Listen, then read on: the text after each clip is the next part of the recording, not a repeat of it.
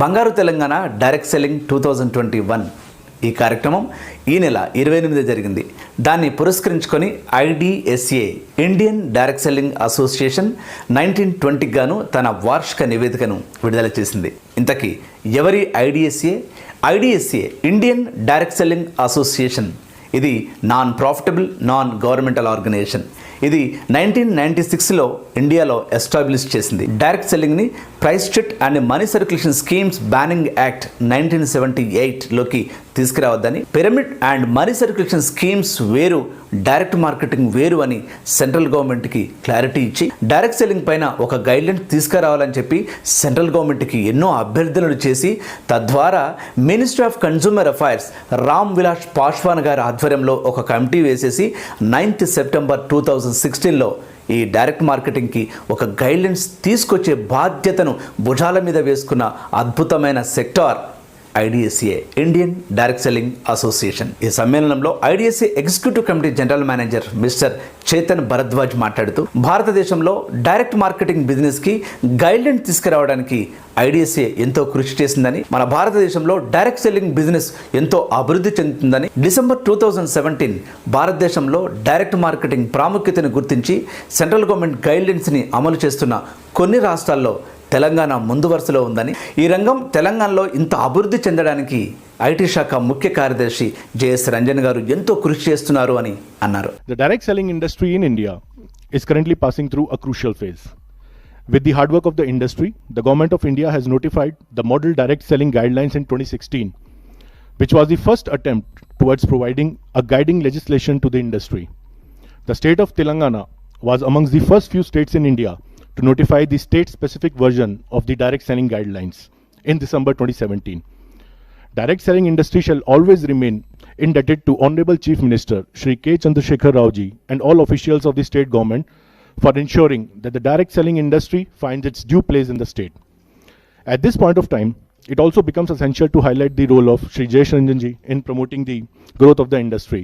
ఎలాంటి మధ్య దళారులు లేకుండా మ్యానుఫ్యాక్చర్ అయిన ప్రోడక్ట్ని నేరుగా కస్టమర్ దాకా చేర్చే విధానాన్ని డైరెక్ట్ మార్కెటింగ్ అంటారని, ఈ విధానాన్ని మొట్టమొదటిసారిగా యుఎస్లో ఎవాన్ అనే కంపెనీ 1886లో ప్రారంభించిందని, ఈ డైరెక్ట్ సెల్లింగ్ భారతదేశంలో 1990 నుంచి విస్తరించడం మొదలైందని చెబుతూ గ్లోబలీ డైరెక్ట్ మార్కెటింగ్ ద్వారా వెల్నెస్ కేర్ ప్రోడక్ట్ ఎక్కువగా అమ్మకాలు జరుగుతున్నాయని, ఈ రంగంలో ఈ డైరెక్ట్ మార్కెటింగ్ రంగంలో పురుషుల కంటే 74% మహిళలే ఎక్కువగా సక్సెస్ అవుతున్నారని వివరించారు. So what direct selling does is direct selling simply remove these intermediaries and replace them by our direct sellers, thereby bringing the manufacturer and consumer closer to each other. This way we are able to pass on the benefits of the supply chain directly to our consumers and to our direct sellers. How direct selling as a concept evolved? So direct selling as a concept, it came in the year 1886 when Avon Cosmetics was established. By 1925, the direct selling annual sales were already in the vicinity of 300 to 500 million US dollars.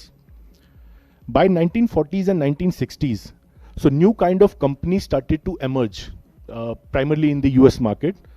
By 1970s, earlier the direct selling was limited only to cosmetics and books, but by 1970s, diversification of product portfolio started taking place. So we have companies apart from cosmetics into appliances, food products, wellness products, household goods.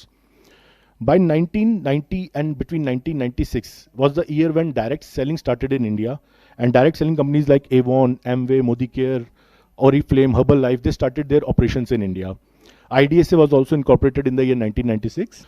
Now globally, which product sellings are most preferable through direct selling channel? So wellness continues to be the most preferred product category across the globe. Globally, 36.2% of the direct selling sales comes from the wellness segment alone, followed by cosmetics, which form nearly 26%, household goods, 14%, then clothing, financial services, and several other categories are there. Now let's see the number of direct sellers which are working globally. There are 125.4 million direct sellers that are working full-time actively with the direct selling industry worldwide. Now out of these 125.4 million, 26% are men and 74% are women. So direct selling industry is actually known for providing a self-sustainable income opportunity to women.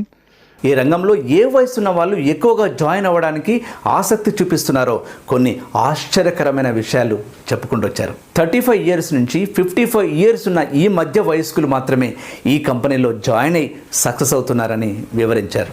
మరి ఇంకెందుకు ఆలస్యం, ఈ 35 నుంచి 55 సంవత్సరాల ఉన్న వాళ్ళు ఈ వ్యక్తులు కనుక మీ బిజినెస్లో ఉంటే వాళ్ళకి ప్రియారిటీ ఇవ్వడం మొదలుపెట్టండి. Now, which age group are these direct sellers coming from? So, as you can see from the data in front of you, direct selling appeals to nearly every age group out there. So, maximum is coming from the age group of 35 to 44, nearly 26%, and then 45 to 54, nearly 25%. So, from 35 to 54, you can see roughly 50% or more than 50% of direct sellers comes from this age group.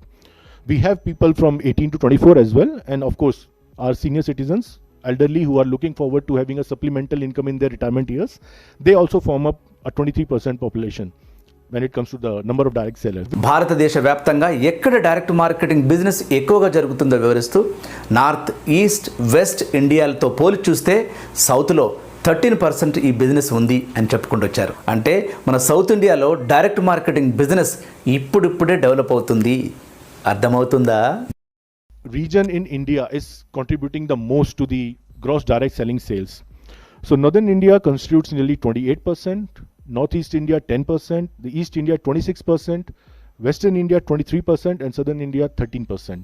బంగారు Telangana direct selling 2021 సమ్మేళనం సందర్భంగా Telangana IT శాఖ ముఖ్య కార్యదర్శి JS Ranjan గారు ఏం మాట్లాడారో వారి మాటల్లోనే విందాం. మొట్టమొదటిగా నేను ఐడిఎస్ఏ వారికి నా ధన్యవాదం తెలియపరుస్తున్నాను. ఈ ఇండస్ట్రీ గత 20 సంవత్సరాల నుంచి ఈ మన భారతదేశంలో, మన రాష్ట్రంలో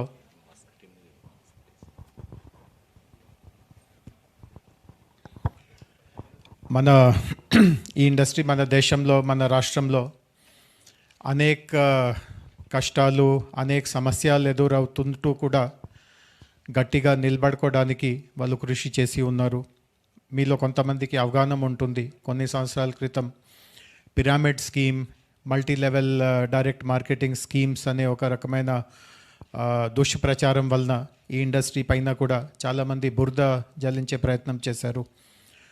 కోర్స్ మనము ఏదైనా తప్పులు జరుగుతూ ఉంటే మనము దాన్ని గమనించుకుంటూ ఉండాలి. అంటే దాన్ని కప్పపెట్టే ఎవరైనా ప్రయత్నం చేసినా దానివల్ల ఎవరికి ఏం మేలు జరగదు. కానీ చాలా స్పష్టంగా ఒక విషయం ఏం బయటికి వస్తూ ఉంది అంటే pyramid schemes, multi level marketing స్కీమ్స్కి డైరెక్ట్ సెల్లింగ్కి చాలా తేడాలు ఉన్నాయి. అండ్ గతంలో కూడా నేను ఎప్పుడైనా ఐడిఎస్ఏ వాళ్ళతో ముఖాముఖి అయ్యేటప్పుడు వారికి ఇదే చెప్పేవాళ్ళు. అంటే ఈ పరిస్థితిలో మళ్ళీ పోలీస్ వాళ్ళు జోక్యం చేసి దొంగల్ని పట్టే స్థాయికి తీసుకువచ్చి అట్లాంటి లేకుండా మీరే ముందుగా ఎవరో ఇట్లాంటి తప్పు పని చేస్తున్నారో వాళ్ళని మీ లెవెల్లోనే గుర్తించడం, వాళ్ళని బహిష్కరించడం, వాళ్ళని వాళ్ళ సంగతి బయట అందరికీ తెలియపరచడం, ఇవన్నీ మీరే ఒక సెల్ఫ్ రెగ్యులేటరీ వ్యవస్థగా మీరు చేయగలితే అప్పుడు ఇండస్ట్రీకి కూడా భవిష్యత్తులో కొంత సురక్ష ఉంటుంది, ముందుకి తీసుకువెళ్ళడానికి అవకాశం ఉంటుంది. సో ఇందాక వారు మన రజత్ గారు చెప్తా ఉన్నారు, తొందరలోనే రిజిస్ట్రేషన్ అనే ఒక పద్ధతి కేంద్ర ప్రభుత్వం ప్రవేశిస్తూ ఉంది. అంటే మాకు కూడా కొన్ని నెలల క్రితము కేంద్ర ప్రభుత్వం నుంచి కూడా ఒక లేఖ అందింది దట్ కేంద్ర ప్రభుత్వంలో DPIIT అనే మినిస్ట్రీ ఈ రిజిస్ట్రేషన్ చేసే బాధ్యత తీసుకుంటుంది. సో రాష్ట్ర స్థాయిలో ఈ బాధ్యత మేమే, అంటే ఇండస్ట్రీ శాఖ తరఫున మేమే నిర్వహించుకుంటాము. సో కరెక్ట్గా ఎవరికి నిజంగా డైరెక్ట్ సెల్లింగ్ కార్యక్రమం నడిపే అర్హత ఉందో వాళ్ళని మాత్రమే చాలా జాగ్రత్తగా రిజిస్ట్రేషన్ చేసి అంతవరకు వాళ్ళకి మాత్రమే ఇందులో మన రాష్ట్రంలో పనిచేసే అనుమతి ఇవ్వడం జరుగుతుంది. వారు మాట్లాడుతూ డైరెక్ట్ సెల్లింగ్ బిజినెస్ వేరు, pyramid and money circulation schemes వేరు, ఈ రెండింటికి తేడా గమనించాలని, త్వరలోనే జెన్యూన్ కంపెనీలకు మాత్రమే తెలంగాణలో రిజిస్ట్రేషన్ ప్రాసెస్ మొదలు పెడతామని, అలాంటి కంపెనీలకే తెలంగాణలో ప్రోత్సాహకాలు ఇస్తామని వివరించారు. మన భారతదేశంలో డైరెక్ట్ మార్కెటింగ్కి ఎంత ప్రాముఖ్యత ఉందో water resource development corporation chairman వి ప్రకాష్ గారు ఏమన్నారో వారి మాటల్లో విందాం. మీకు అందరికి గుర్తుండాలే, అబ్దుల్ కలాం గారే చెప్పారు when he was the president of India, రాబోయే బిజినెస్ అంతా కూడా నెట్వర్క్ మార్కెటింగ్ అని చెప్పారు. అంటే ఏ ఫీల్డ్లోనైనా డాటా ఇంపార్టెన్స్ అనేది అబ్దుల్ కలాం గారు ఆ రోజు గుర్తించారు. మీకు అందరికి గుర్తుండాలే, అబ్దుల్ కలాం గారే చెప్పారు when he was the president of India, రాబోయే బిజినెస్ అంతా కూడా నెట్వర్క్ మార్కెటింగ్ అని చెప్పారు. అంటే ఏ ఫీల్డ్లోనైనా డాటా ఇంపార్టెన్స్ అనేది అబ్దుల్ కలాం గారు ఆ రోజు గుర్తించారు. మనకందరికీ తెలుసు, ఫ్లిప్కార్ట్ 77% షేర్స్ని వాల్మార్ట్కి అమ్మింది. ఫ్లిప్కార్ట్ దగ్గర ఏముండే ఒక యాప్ తప్ప, యాప్ తయారు చేయడానికి ఎంత అవుతుంది? ₹1 కోటి అవుతుంది కావచ్చు. వాళ్ళ సర్వర్ పెద్దది కాబట్టి ₹1 కోటి అవుతుంది కావచ్చు.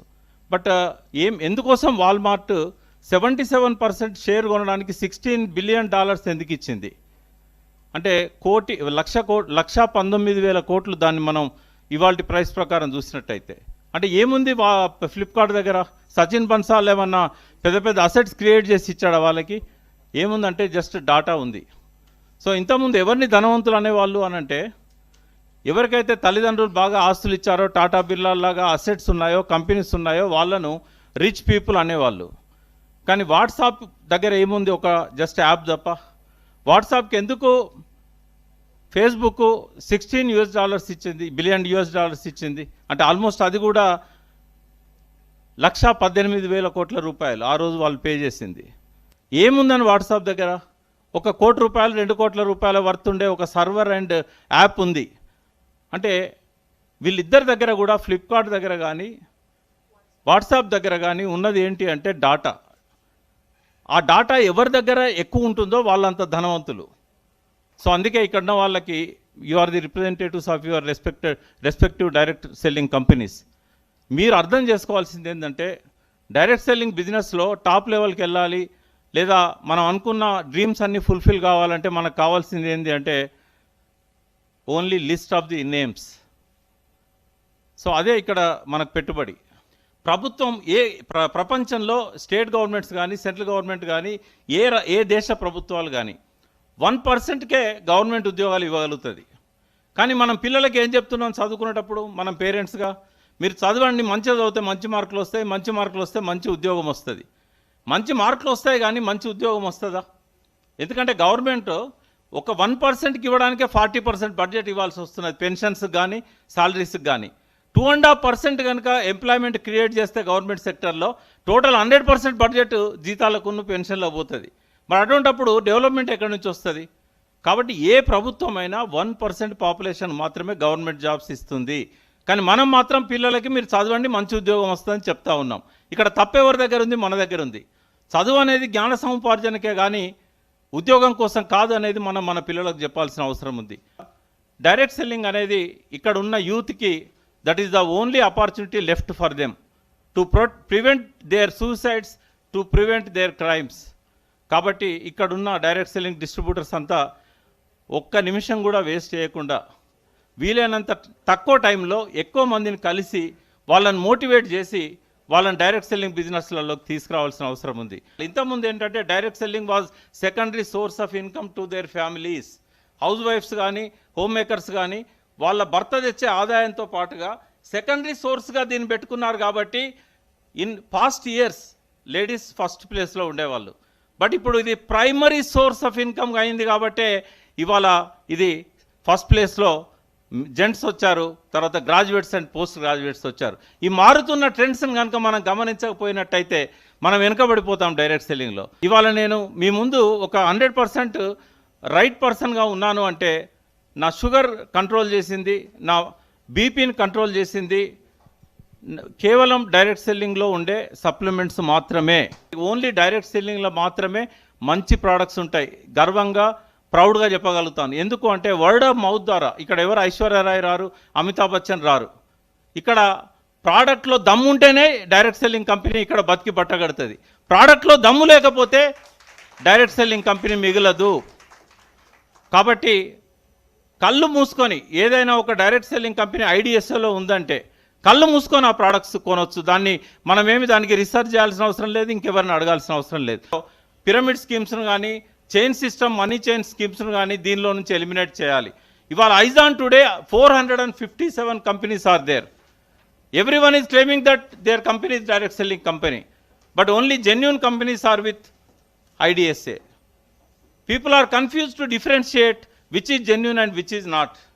So andukani it is also the responsibility of the IDSA to filter the fake companies and spurious companies from the direct selling industry. And I can promise you on behalf of Telangana state that we will become number one in South, and soon we will become number one in the country in coming 2 or 3 years. So as you said, in 2025, direct selling business is going to 65,000 crores. ఇప్పుడు ఏదైతే మన direct selling companies ఉన్నాయో రాబోయే 3 ఏళ్లలో 65,000 కోట్లకు పోతున్నది. By that time I'm promising you Telangana will be number 1. Thank you. With this I'm concluding.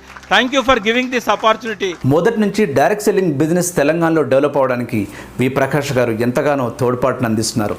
వారికి inspire soft skill తరపున ధన్యవాదాలు తెలుపుతున్నాం. Dear sirs, binary and money circulation schemes బారిన పడకండి. డైరెక్ట్ సెల్లింగ్ అంటే దయచేసి ఈజీ మనీ కాదు, ఇది ఒక పరిశ్రమ అని గుర్తించండి.